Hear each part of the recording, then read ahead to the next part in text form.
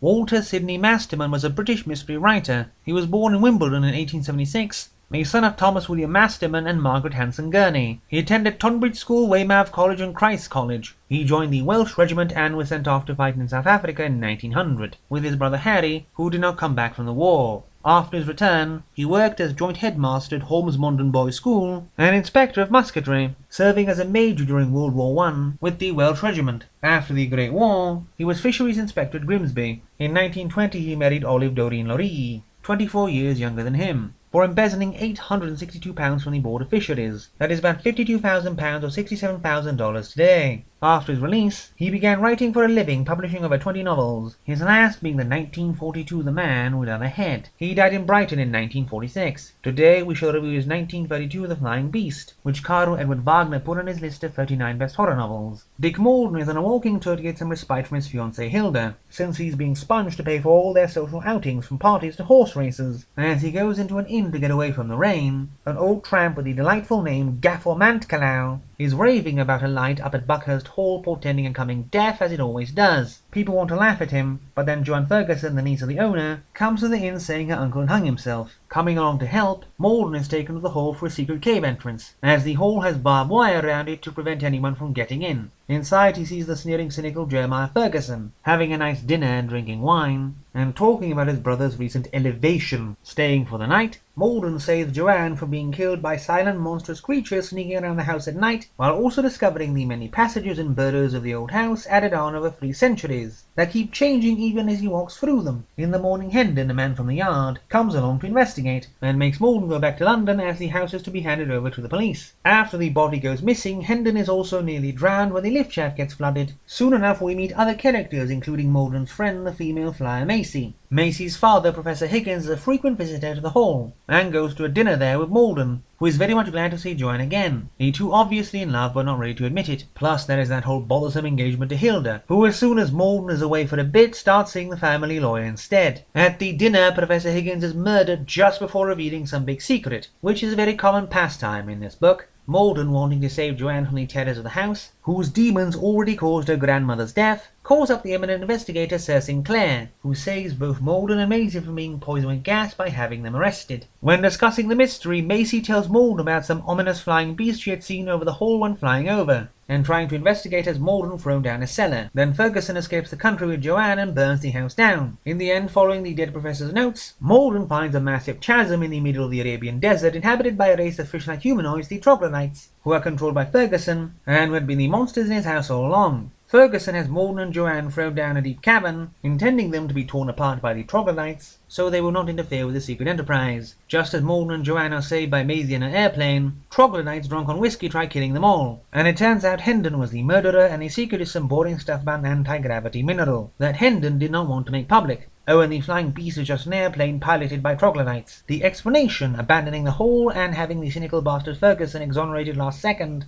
to blame everything on Hendon, are not good decisions in my book. It all drags down the massive potential of the first half, and there being about 7 mainish characters, none of them get much development.